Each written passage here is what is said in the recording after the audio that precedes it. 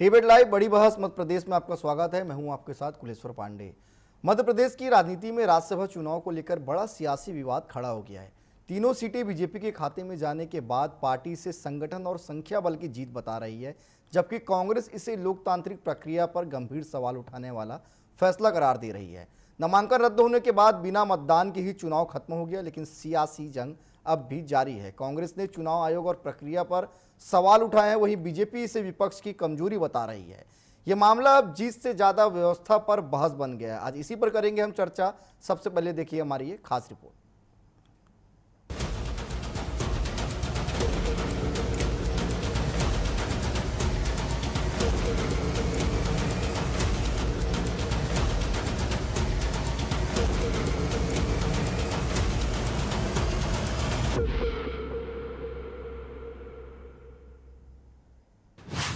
राज्यसभा में बीजेपी की निर्विरोध जीत।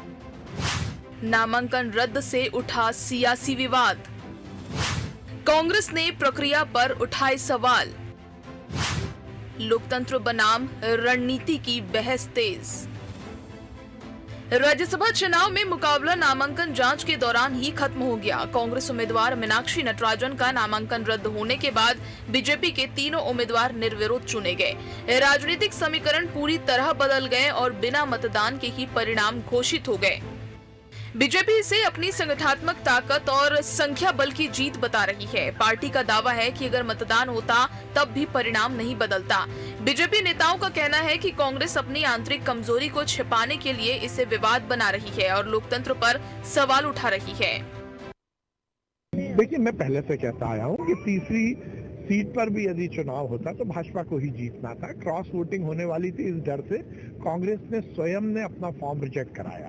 अब ठीकरा फोड़ रहे हैं चुनाव आयोग पर। बड़े बड़े नेता जो चुनाव आयोग जा रहे हैं, जो सुप्रीम कोर्ट जा रहे हैं, उनको चाहिए कि वो उस समय फॉर्म सही भरवा लेते, एफिडेविट सही होता।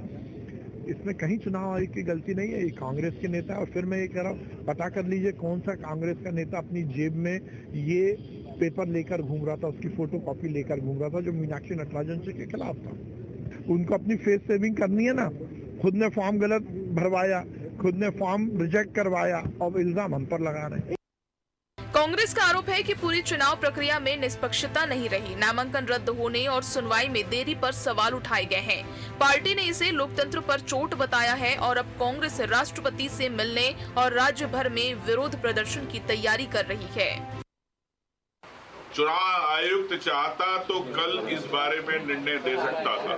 खारिज करना या एक्सेप्ट करना ये विशेष अधिकार है। कई राज्यों में आपने देखा है कि हरियाणा में क्या जब हुआ था, चुनाव आयोग ने हस्तक्षेप किया था, गुजरात में हस्तक्षेप किया था। तो आज क्यों नहीं?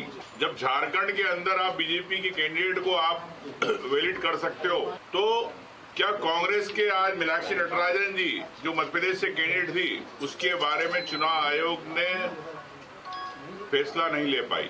तो इससे स्पष्ट है कि चुनाव आयोग भारतीय जनता पार्टी का रबर स्टाम्प के रूप में काम कर रहा है।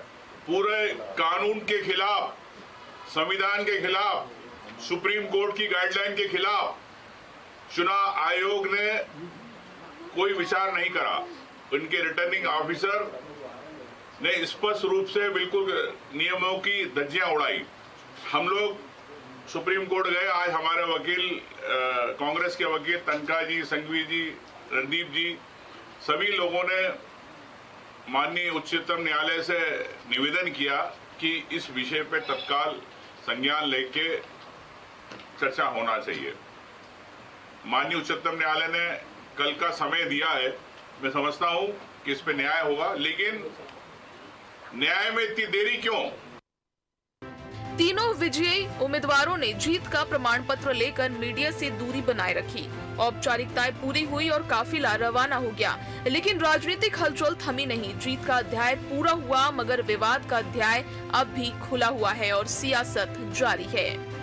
राज्यसभा का फैसला हो चुका है, लेकिन सियासी बहस जारी है। बीजेपी जीत का दावा कर रही है, कांग्रेस सवाल उठा रही है। अब ये मामला सिर्फ चुनाव नहीं बल्कि लोकतंत्र की प्रक्रिया और राजनीतिक भरोसे की परीक्षा बन गया है। Bureau report, TV 24।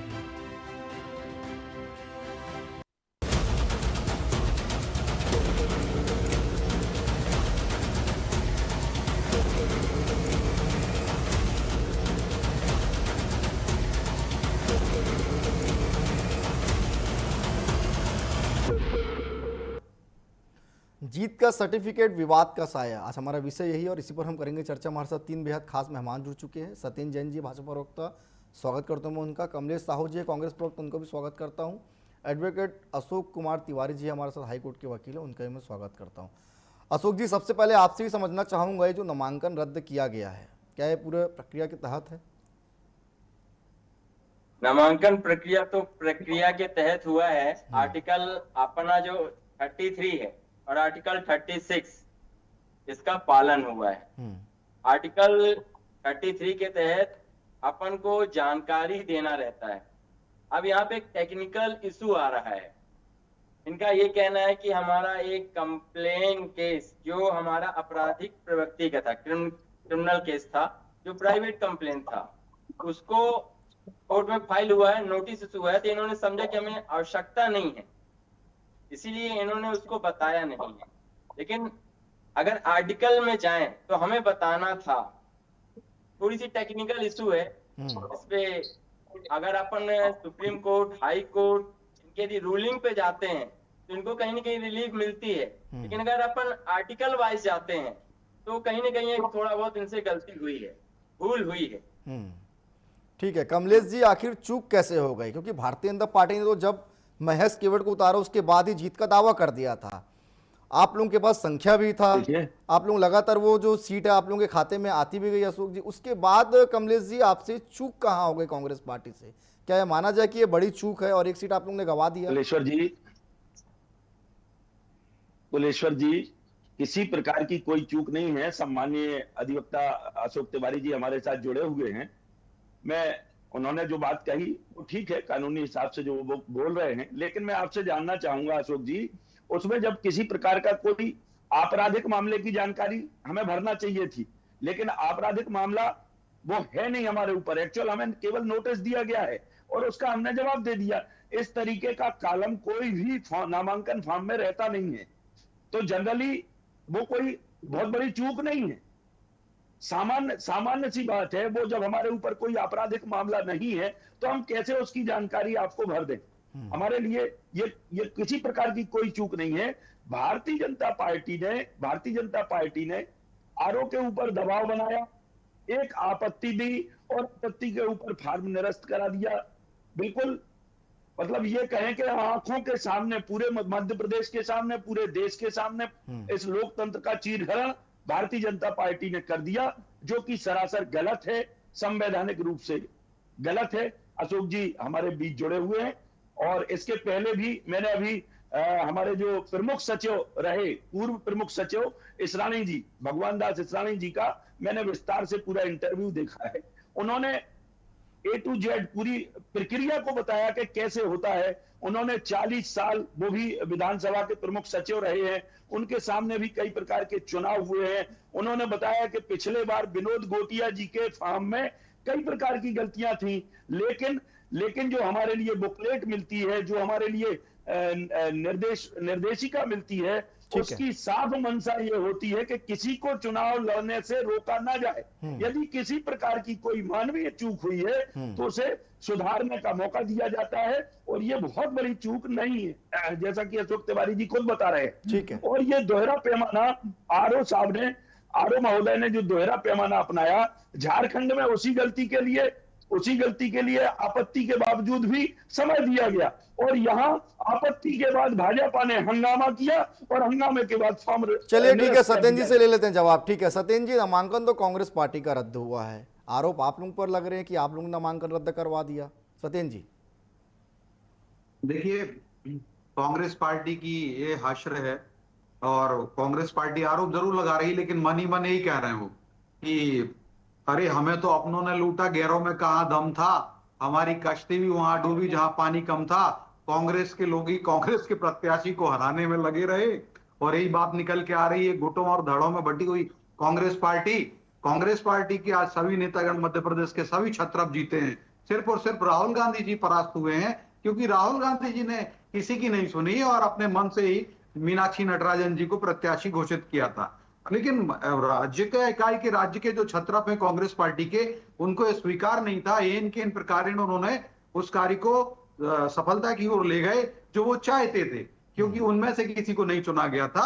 यह बात निकल के आ रही है, चाहे वो चाहे वो प्रेस कॉन्फ्रेंस के समय की बात आप देख लीजिए, जिसमें दिग्विजय सिंह जी हैं या हरीश चौधरी जी हैं, उनके बीच में क्या बात हो रहा है। वो कह रहा जी ने बोला, जीतू पटवारी जी ने, तो उन्होंने कहा दिग्विजय सिंह जी ने कि धनोपिया जी। जैसे ही धनोपिया जी का नाम लिया तो कह दिया नहीं, हरीश चौधरी जी नहीं फिर तो हम ही कर लेंगे। और इसी के बाद जीतू पटवारी जी और उमंग सिंगार जी कहते हैं अरे उमंग उमंग उमंग करके कह रहे हैं, मतलब उमंग तू बता दे, इनको बता दे। तू तड़ाक वाली जो बात है, जो एक प्रदेश के अध्यक्ष हैं कांग्रेस पार्टी के, वो है अपने ही नेता विपक्ष के लिए। फिर नेता विपक्ष उमंग सिंगार कहते हैं अरे जीतू तू कर दे, तू कर रहे थे। तो मुझे लगता है कि कांग्रेस पार्टी के अंदर इतने ज्यादा एरोगेंसी है, गुट बटे हुए हैं, धड़ बटे हुए हैं, और यही कारण है कि उनका प्रत्याशी परास्त होना था और उनको पता भी था कि वो विधायकों को नहीं बांध पाएंगे। जब आपस में इतना द्वंद है, अंतर्द्वंद है, तो जिस दिन वोटिंग होती उस दिन कैसे वो संभाल लेते।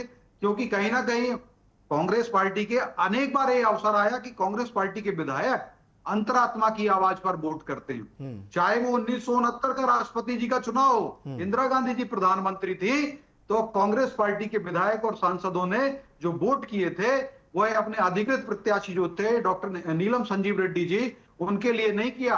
उस समय इंदिरा गांधी जी ने अपना प्रत्याशी उतारा, और जो कांग्रेस पार्टी के नहीं था, निर्दलीय प्रत्याशी उतारा, उनका नाम था बीबी गिरी जी। सभी ने कांग्रेसियों ने बीबी गिरी को जिता दिया था। यह परंपरा चलती आ रही, और 2022 में राष्ट्रपति जी का चुनाव हुआ। राष्ट्रपति पद के चुनाव में देखा कि जो कांग्रेसी विधायक हैं, जनजातीय अस्मिता के लिए उन्होंने हमारी प्रत्याशी जो आदरणीय श्रीमती द्रौपदी मुर्मू जी हैं, उनके लिए वोट किया, और 2 दर्जन के आसपास के विधायकों ने कांग्रेस से क्रॉस वोट किया था। तो कांग्रेस पार्टी में से करते हैं, जो अंतरात्मा की आवाज सुनते हैं, वो अनेक बार हुआ। मतलब ये सत्येंद्र जी, मतलब ये माना जाए कि कांग्रेस पार्टी को अपनों ने ही लूट लिया एक तरह से, आपका सीधा कहना ये है? हाँ, इनका है जी। चलिए, इनको नहीं लूटा। ठीक है, चलिए कमलेश जी से ले लेते हैं। कमलेश जी, आप लोगों को तो अपने ही लोगों ने लूट लिया, क्योंकि देखिए चूक तो हुई है, आप लोग माने ना माने, क्योंकि जब मीनाक्षी नटराजन का नाम आप लोगों ने घोषित किया, उसके बाद से ही आप लोग विधायकों को सेफ रखने की कोशिश की जा रहे थे। तो कहीं ना कहीं कुछ डर तो था ना कि कहीं क्रॉस वोटिंग ना हो जाए, क्योंकि संख्या बल के आधार पर तो आपके पास पूर्ण वोट था। जी कुलेश्वर जी, देखिए भारतीय जनता पार्टी के लोग नफरत फैलाने का काम वर्षों से करते आए हैं। इन्हें मोहब्बत का कोई मतलब ही पता नहीं है। ये बार बार कह रहे हैं कि जीतू पटवारी जी, उमंग सिंगार जी आपस में तू तड़ाक करके बात कर रहे हैं। वो हम उम्र हैं, दोस्त हैं, परिवार के सदस्य हैं, एक दूसरे के भाई हैं। यदि भाई भाई की भाषा को लेकर जो इस तरीके से बात करेंगे तो इनके पास कोई तर्क नहीं है। उस मुद्दे पर कोई बात नहीं करना चाहते। ये केवल भारतीय जनता पार्टी के लोग जिस तरीके से पहले डाकू लूटने के बाद बड़ा जश्न मनाते थे, इसी तरीके से वर्तमान में भारतीय जनता पार्टी के लोग को लूटकर जश्न मना रहे हैं। मैं बता दूं इतिहास रहा है। अब डाकू बचे नहीं है, ये भी नहीं बचेंगे। देश के अंदर अब डाकुओं का माहौल नहीं बचा। जनता सब जानती है, जनता न्याय करेगी। जब डाकू नहीं रहे तो भारतीय जनता पार्टी लेकिन के डाकू भी नहीं रहे। कमलेश जी, लेकिन मानते कि नहीं कि जीती जुताई सीट आप लोगों के खाते में आ रही थी, वो आप लोगों की चूक के कारण वो सीट जो छीन गई, यहाँ पे थोड़ी सी आप लोगों से चूक हुई है। हमारी नहीं, हमारी कोई चूक नहीं है। लूट में हम यदि किसी से कहें कि मेरे घर कोई चोरी हो गई है, यदि हमने दरवाजा खुला छोड़ा हो या हमने ताला ना लगाया हो, तब हम माने कि हमारी गलती है। लेकिन दरवाजा तोड़ के छप्पर फाड़ के लूट ले जाए लुटेरे, तो उसमें हम अपनी चूक कैसे मानें? ठीक है सत्येंद्र जी, मैं आऊंगा आपके पास। छोटा सवाल जो मैं अशोक जी से ले लेता हूं, फिर सत्येंद्र जी आपके पास लौटूंगा मैं। अशोक जी, कांग्रेस पार्टी जो है मानने को तैयार नहीं कि हमसे चूक हुई, आप स्पष्ट कर दीजिए। नहीं, चूक तो हुई है। जैसे कि हमारे प्रवक्ता साथी ने कहा कि हमने ताला को मारा नहीं, हमने दरवाजा खुला नहीं छोड़ा, लेकिन आपने कुंडी नहीं लगाई, दरवाजा भिड़ाया था। आप तो चूक इतनी हुई है। ताला लगाया तो कुंडी क्यों नहीं लगाएंगे? पहला विषय यह है तो नहीं, पहला मेरी बात पूरी हो जाने दीजिए। मैं ये कहना चाह रहा हूँ, राजनीतिक दृष्टिकोण से बात अलग है, लेकिन अगर अपन कानूनी पहलू को देखें तो हमारे संविधान में, हमारे आर्टिकल में कुछ कमियां हैं। उसका फायदा कहीं न कहीं आज लोग उठा रहे हैं, और उन्हीं सब फायदों को उठाकर ही अपनी मंशा पूर्ण कर रहे हैं। मैं इतना ही कहूंगा। ठीक है सत्येंद्र जी, अपनी बात पूरी करिएगा। देखिए, मैं वही बात है जो हमारे वरिष्ठ अधिवक्ता जी बैठे हुए हैं, उन्होंने भी कहा कि कांग्रेस आत्म मंथन नहीं करती है, कांग्रेस आत्मावलोकन नहीं करती है, इंट्रोस्पेक्शन नहीं करती, बहिरावलोकन करती है। अरे भाजपा ने हमें ऐसा कर दिया, भाजपा ने, अरे भाई आपके प्रत्याशी को फॉर्म भरना सही नहीं आया, उसमें शपथ पत्र के अंदर जो जानकारी दी जाती है वो नहीं दी, और इसी कारण, और शपथ पत्र में देखिए, चाहते तो तेलंगाना में इनकी सरकार है, और ये मेरे मित्र कह रहे थे मोहब्बत की दुकान चलाती कांग्रेस पार्टी, तो तेलंगाना में मोहब्बत की दुकान, कौन सी मोहब्बत की दुकान? जो महिला नेत्री है, जिसके साथ में यौन दुर्व्यवहार के आरोप लगाए उस महिला नेत्री ने, और उसने पुलिस में गई, तेलंगाना में जगह जगह गई, लेकिन कोई सुनवाई नहीं हुई, तब वो कोर्ट में गई थी, और कोर्ट में उन्होंने कहा कि कांग्रेस के जो नेता है वहां पर उन्होंने उनके साथ में दुर्व्यवहार किया है, और तेलंगाना की प्रभारी हैं मीनाक्षी नटराजन जी, तो उनको भी इसीलिए कोर्ट ने रेस्पोंडेंट नंबर 4 बनाया है, और उसमें प्रतिवादी नंबर 4 और केस नंबर जो है 4472/25, और 17 सितंबर 2025 को माननीय कोर्ट ने, तेलंगाना कोर्ट ने उनको सम्मन भेजा था, और 24 अक्टूबर 2025 को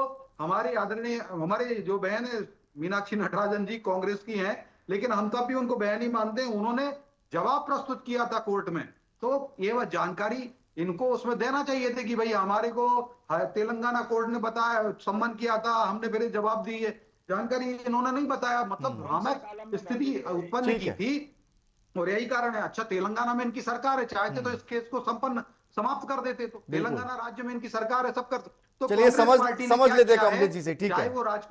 चाहे कुलेश्वर जी 5 सेकंड और, चाहे वो राजकुमार पटेल जी का फॉर्म निरस्त हुआ प्रदेश में, चाहे वो इंदौर से जो इनके प्रत्याशी थे कांग्रेस के लोकसभा चुनाव 2024 के, उन्होंने विड्रॉ कर लिया हो, अब ये बात आती मीनाक्षी नटराजन की, तो कांग्रेस पार्टी ने कभी सीख नहीं ली है। मैं यही कहूंगा 2 बातें और, कि कश्ती भी नहीं बदली है, दरिया भी नहीं बदला है, इन हारने वालों का, इन डूबने वालों का जज्बा भी नहीं बदला है शौक सफर ऐसा, एक उम्र खोई इन्होंने, मंजिल भी नहीं पाई है, रास्ता भी नहीं बदला है। कांग्रेस पार्टी ने कभी सीख नहीं ली, कांग्रेस पार्टी ने कभी आत्मावलोकन नहीं किया, कांग्रेस पार्टी ने आंतरिक सुधार नहीं किए, और बहिरावलोकन करते रहे। कांग्रेस पार्टी को आज चुल्लू भर पानी में डूब मरना चाहिए। कांग्रेस पार्टी के नेताओं को भी पश्चाताप के हिमालय पर्वत में गल जाना चाहिए, पश्चाताप के महासागर में डूब जाना चाहिए, पश्चाताप की अग्नि में जल करके भाप ठीक है। जाना कमलेश जी देखिए, भारतीय जनता पार्टी तो मजबूत स्थिति में मध्य प्रदेश में थी ही सीटों को लेकर, लेकिन क्या आप लोगों ने बीजेपी की रणनीति को भाप नहीं पाए?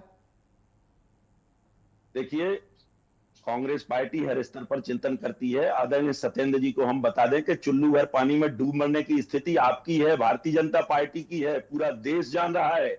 जो लूटता है, जो गलती करता है, उसे चुल्लू भर पानी में डूब के मरना चाहिए। हम जैसे लोग संविधान के रक्षक हैं, हम जैसे लोग लोकतंत्र के सिपाही हैं। कांग्रेस पार्टी हमेशा से लोकतंत्र की बात करती आई है।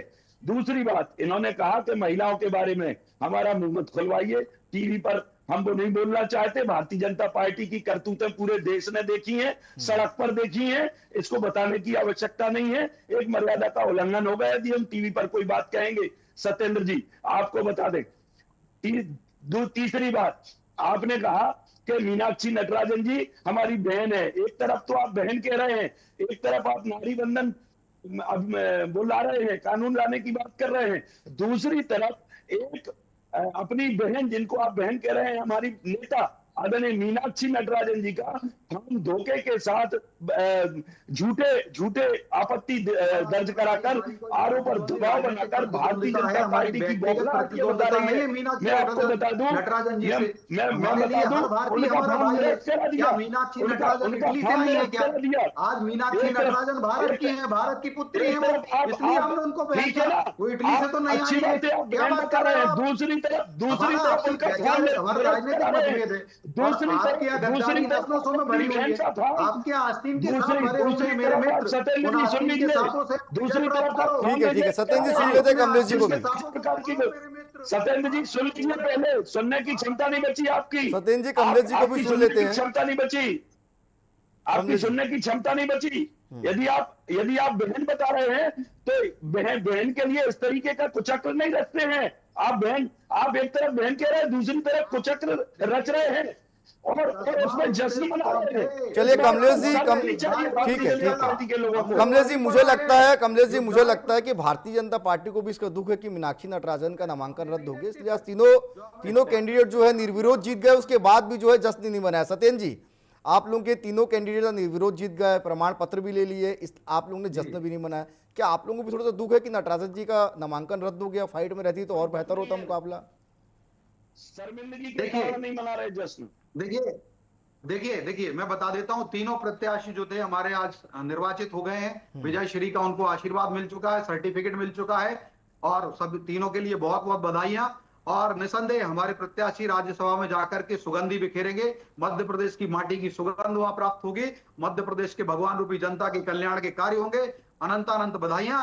फिर मैं कहूंगा कांग्रेस झूठ का प्रपंच मायाजाल खड़ा करती है, फिर ये ध्वस्त हुआ, इनके छल में हमने छेद किया।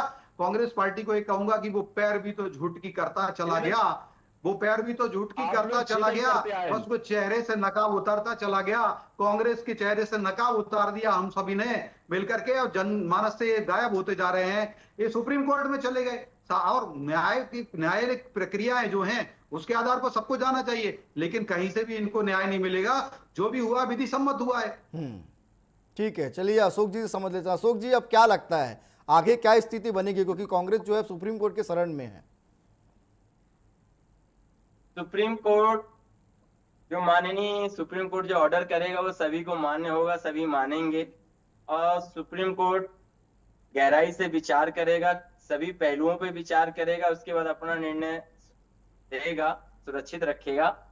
लेकिन कहीं ना कहीं अभी हमें ऐसा लग रहा है कि कांग्रेस हाई कोर्ट का भी दरवाजा खटखटाएगी। ठीक है, कमलेश जी। देखिए, हमारे नेता आदरणीय जीतू पटवारी जी, उमंग सिंगार जी, इन्होंने माननीय महामहिम राष्ट्रपति महोदय से भी समय लिया है। कल हमारे सारे विधायकों का हस्ताक्षरित पत्र माननीय राष्ट्रपति महोदय को दिया गया है। उनके माध्यम से हमारे सारे विधायक राष्ट्रपति महोदय के यहाँ जाएंगे। हम वास्तव में जनता की अदालत में भी जाएंगे। हमारे नेता ने कहा है, भारतीय जनता पार्टी जो मुखौटे की बात कर रही है, इनका मुखौटा हम उतार के रहेंगे, जनता के बीच में उतार के रहेंगे। हम लोग कहते भी हैं कि पहले लड़े थे गोरों से, अब लड़ रहे हैं चोरों से। इनसे लड़ने के लिए हम किसी प्रकार से पीछे नहीं है। ये जितना भी लूट तंत्र फैला लें, ये जितनी भी लूट की दुकान लगा लें, ये जितनी भी नफरत फैला लें, हम संविधान के रक्षक हैं। हम अपने न्याय के लिए हरदम लड़ते रहेंगे। आदरणीय अशोक जी जिस बात का जिक्र कर रहे हैं, मुझे लगता है वो बहुत खुल के नहीं कह पा रहे हैं, लेकिन कानूनी रूप से इसमें हमें कानून पर पूरा भरोसा है। सुप्रीम कोर्ट कहीं ना कहीं इसमें हमें राहत देगा, निस्संदेह देगा। नहीं देंगे तो हमारे राष्ट्रपति महामहिम राष्ट्रपति महोदय हमें राहत देंगे। लेकिन सर, निस्संदेह न्याय होगा, इसमें कोई दो मत की बात नहीं है। कमलेश जी, लेकिन पार्टी के अंदर के विभीषण को आप लोग कब खोजोगे? क्योंकि भारतीय जनता पार्टी के तमाम नेता तो कह रहे हैं कि कागज हमको कांग्रेस के नेता से ही मिला है। देखिए, ये भारतीय जनता पार्टी के लोग ध्यान भटकाने का काम कर रहे हैं, इसलिए भटकाना चाह रहे हैं क्योंकि ये पहले से भी भ्रम की स्थिति बनाते आए हैं। ये फूट डालो, ये आप भारतीय जनता पार्टी के वंशजों को आप जानते होंगे, ये सब अंग्रेजों से मिले हुए लोग। मतलब माना जाए कि कांग्रेस पार्टी में कोई विभीषण नहीं है, माना जाए कि कांग्रेस पार्टी में कोई विभीषण नहीं है, कोई विभीषण नहीं है। कांग्रेस पार्टी एकजुट थी। ये लोग इस बात से डर गए थे, ये लोग इस बात से डर गए थे कि हमने इनका प्रदेश का नेतृत्व कर दिया था। देश के नेताओं ने इनकी लगाम खींच दी थी कि आप तीसरा प्रत्याशी तो उतार दिया है, तीसरा प्रत्याशी उतार दिया, लेकिन जीतेगा कैसे? कांग्रेस पार्टी ने सुधार नहीं किया। आज कांग्रेस पार्टी में तीन नए प्रश्न उठते हैं कि जिस प्रकार से उमंग सिंगार विधायकों के प्रति समर्पित रहते हैं, नेता विपक्ष हैं, उनको भी त्याग पत्र देना चाहिए। कमलेश जी, सत्येंद्र जी सुन लेते हैं। उनको भी त्याग पत्र देना चाहिए। और हरीश चौधरी जी जो उनके प्रभारी हैं, उनके उसमें फिर से कलंक बढ़ा गया है कांग्रेस के लिए। इस कलंक को मिटाने के लिए अगर कुछ प्रायश्चित हो सकता है तो इन तीनों को अपना पद त्याग करना चाहिए। ठीक है कमलेश जी, कलंक बनने वाला था। ये तीसरी सीट हार रहे थे, इसलिए ये तीसरी सीट हार रहे थे, और देश के प्रधानमंत्री नरेंद्र मोदी जी ने, अमित शाह जी ने इनके ऊपर से कई बार कि आपने महेश केवल जी को उतार दिया, लेकिन जीतेंगे कैसे? तो इन्होंने विधायक करना चाहे, लेकिन विधायक नहीं टूटे, तो इन्होंने उस सीट को लूट लिया। 2012 के बाद से आपकी रिपीट नहीं हुई सरकार। 2012 के बाद से कभी कांग्रेस पार्टी किसी भी राज्य में रिपीट नहीं हमारे नेता भी कहते हैं, हमारे नेता भी कहते हैं जनता सरकार बनाना हमारा उद्देश्य नहीं है, जनता सरकार बनाना हमारा उद्देश्य नहीं है। और हम भाजपा हर मध्य प्रदेश को 5 सुन बार लीजिए, बार हम आशीर्वाद दे रही है लोकतंत्र पर जनता भरोसा करते हैं, कि हम जनता के मध्य फैसले प्रदेश पर की भरोसा जनता को करते भगवान हैं। मानते हैं, मध्य प्रदेश को मंदिर मानते हैं, हम उसके एक सबसे बार बड़ी नहीं, हम पुजारी 10 बार हारे, है तो लेकिन डॉक्टर हम मोहन यादव जी उसके पुजारी हैं, जनादेश हमारे को प्रदेश स्वीकार अध्यक्ष करने वाले आदरणीय हेमंत हैं। खंडेलवाल जी उस जनता के पुजारी हैं। चलिए ठीक है, उम्मीद करते हैं कि आगे स्थिति जो है और मजबूत हो। फिलहाल आज के लिए इतना ही, विषय को यहीं पे समाप्त करते हैं। आप तीनों मेहमानों के पास जुड़े, आप तीनों का बहुत धन्यवाद। तो कुल मिलाकर मध्य प्रदेश में मीनाक्षी नटराजन का जिस तरह से नामांकन रद्द हुआ, उसको लेकर सियासत थमने का नाम नहीं ले रहा है। लगातार कांग्रेस और बीजेपी से लेकर आमने सामने नजर आ रहे हैं। फिलहाल आज के लिए इतना ही, कल किसी और विषय के साथ होगी मुलाकात। मुझे दीजिए इजाजत, धन्यवाद।